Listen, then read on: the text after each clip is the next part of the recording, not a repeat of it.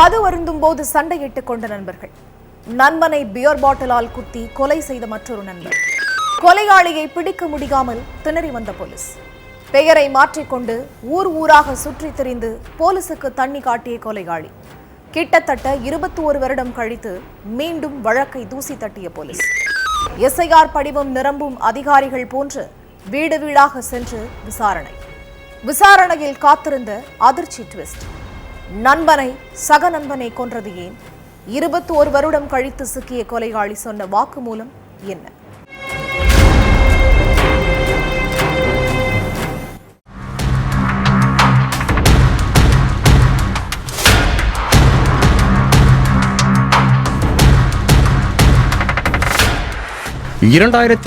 ஆண்டு மரியம்ங்கிற பெண் ஒருத்தங்க வேர்க்க விறுவிறுக்க எண்ணூர் போலீஸ் ஸ்டேஷனுக்கு போயிருக்காங்க.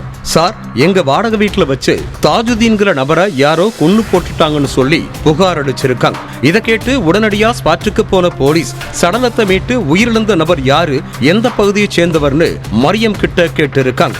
அதுக்கு மரியம், இந்த வீட்டை ராஜேந்திரன்கிற நபருக்கு வாடகைக்கு விட்டிருந்தோம். ராஜேந்திரனும் தாஜுதீனும் ரொம்ப க்ளோஸ் ஃப்ரெண்ட்ஸ். நான் யதார்த்தமா இந்த பக்கம் வந்தேன். அப்போ தாஜுதீன் ரத்த வெள்ளத்துல சடலமா கிடந்தாரு. அந்த நேரத்துல வீட்டுல யாருமே இல்ல அப்படின்னு சொல்லி இருக்காங்க. அடுத்து ராஜேந்திரனோட மனைவி ரசூல் பீவி கிட்ட போலீஸ் விசாரிச்சிருக்காங்க. அவங்களுக்கும் வீட்டுல என்ன நடந்துச்சு, ராஜேந்திரன் எங்க தப்பிச்சு போனாருன்னு ஒண்ணுமே தெரியல. அதுக்கடுத்து ராஜேந்திரன் எங்க தப்பிச்சு போனாருன்னு தெரிஞ்சுக்க அவரோட செல்போன் நம்பரையும் ட்ரேஸ் பண்ணி விசாரிச்சிருக்காங்க. ஆனா அது மூலமா போலீஸுக்கு எந்த ஒரு துப்பும் கிடைக்கல.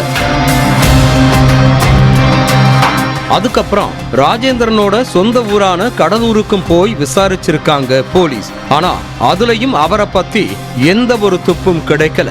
இதனால கொலையாளியை பிடிக்க முடியாம திணறின போலீஸ் வழக்க அப்படியே கிடப்புல போட்டிருக்காங்க. கிட்டத்தட்ட 21 வருஷங்கள் கழிச்சு நீண்ட நாட்களா கிடப்புல கிடந்த வழக்கையெல்லாம் மறுபடியும் தூசி தட்டி எடுத்திருக்காங்க போலீஸ். தாஜுதீன் கொலை வழக்கு கொலையாளியை பிடிக்க 2 தனிப்படைகள் அமைக்கப்பட்டது. இது சம்பந்தமா கடலூருக்கு போன போலீஸ் ராஜேந்திரன்கிற பேரிலையும் அவங்க அப்பா பரமேஸ்வரன்கிற பேரிலையும் எத்தனை பேர் கடலூர் மாவட்டத்துல தந்தை மகனா இருக்காங்க அப்படிங்கிற லிஸ்ட எடுத்திருக்காங்க. அதுல கிட்டத்தட்ட 10 பேரோட லிஸ்டை எடுத்த போலீஸ் எஸ்ஐஆர் படிவம் நிரப்புற அதிகாரிகள் மாதிரி ஒவ்வொருத்தரோட வீட்டுக்கும் போயிருக்காங்க. அப்ப லட்சுமிங்கிற பொண்ணோட வீட்டுக்கு போன போலீஸ், உங்க கணவர் பெயர் ராஜேந்திரனா, அவங்க அப்பா பேரு பரமேஸ்வரனான்னு கேட்டு இருக்காங்க. அதுக்கு லட்சுமி ஆமான்னு சொல்ல, ராஜேந்திரன் 2004ல எங்க இருந்தாருன்னு கேட்டு இருக்காங்க. அப்போ தன் கணவர் சென்னையில தங்கி வேலை பார்த்துட்டு இருந்தாருன்னு சொல்லி இருக்காங்க. அடுத்து ராஜேந்திரனோட ஃபுல் டீடைல்ஸையும் அவங்க மனைவி மூலமா கலெக்ட் பண்ண போலீஸ் தாஜுதீன் கொலை வழக்கு குற்றவாளி லட்சுமியோட கணவன் ராஜேந்திரன்னு கன்ஃபார்ம் பண்ணி இருக்காங்க. ராஜேந்திரன் வீட்டுல இல்லையா, அவர் எங்க போயிருக்காருன்னு போலீஸ் கேட்டு இருக்காங்க. அதுக்கு லட்சுமி, அவர் ஊரா போயிட்டு சாம்பிராணி போடுற வேலையை பார்த்துட்டு இருக்காரு. இப்ப அவரு எந்த ஊர்ல இருக்காருன்னு எனக்கு தெரியல. என் மகனுக்கு தான் அவரை பத்தி எல்லா விஷயம் தெரியும்னு சொல்லி இருக்காங்க. இதனால போலீஸ் அங்குள்ள ஒரு பெட்ரோல் பங்க்ல வேலை பார்த்துட்டு இருந்த அவரோட மகனை ஸ்டேஷனுக்கு கூட்டிட்டு போய் விசாரிச்சிருக்காங்க. கடலூரை சேர்ந்த ராஜேந்திரன்கிற நபருக்கு லட்சுமிங்கிற மனைவியும் ஒரு மகனும் இருக்காங்க. 21 வருஷத்துக்கு முன்னாடி சென்னைக்கு வந்த ராஜேந்திரன் 3 பெண்களை வச்சு பாலியல் தொழில ஈடுபட்டு இருந்திருக்கார். அந்த நேரத்துல இவருக்கும் ரசூல் பீவிங்கிற பொண்ணுக்கும் பழக்கம் ஏற்பட்டு 2 பேரும் கல்யாணம் பண்ணிக்கிட்டாங்க. ராஜேந்திரனும் தாஜுதீன்கிற நபரும் ரொம்ப க்ளோஸ் ஃப்ரெண்ட்ஸ். இவங்க 2 பேரும் ஒன்னா சேர்ந்துதான் 3 பெண்களை வச்சு இந்த பாலியல் தொழில ஈடுபட்டு இருந்திருக்காங்க.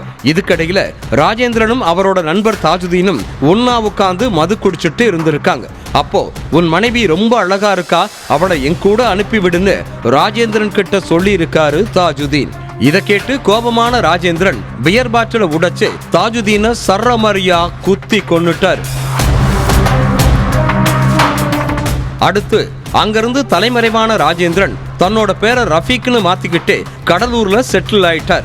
ரஃபீக் ஒவ்வொரு நாள் ஒவ்வொரு இடத்துல தங்கி கடையா போய் சாம்பிராணி போடுற வேலையை பார்த்துட்டு இருந்திருக்கார். கொஞ்ச நாளைக்கு முன்னாடி இவர் பக்கத்துல உள்ள கடைக்கு டீ குடிக்க போயிருக்கார். அப்போ இவருக்கும் இன்னொருத்தருக்கும் இடையே வாய் தகராறு ஏற்பட்டிருக்கு. இது சம்பந்தமா ராஜேந்திரன் மேல புகாரும் அளிக்கப்பட்டிருக்கு. ஆனா இத பெருசா பொருட்படுத்தாத ராஜேந்திரன் வழக்கம் போல பெங்களூருல உள்ள கடைகளுக்கு சாம்பிராணி புகையை போட போயிருக்கார். அப்போ ராஜேந்திரனுக்கு போலீஸ் கிட்ட இருந்து போன் ஒண்ணு வந்திருக்கு.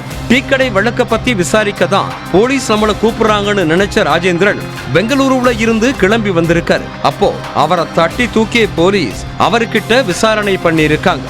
அப்பதான் தாஜுதீன் கொலை வழக்கு சம்பந்தமா கைது செய்யப்பட்டிருக்கோம்னு ராஜேந்திரனுக்கு தெரிய வந்திருக்கு. அதுக்கடுத்து கொலை குற்றத்தை ஒத்துக்கிட்ட ராஜேந்திரனை அரெஸ்ட் பண்ணி சிறையில் அடைச்சிட்டாங்க.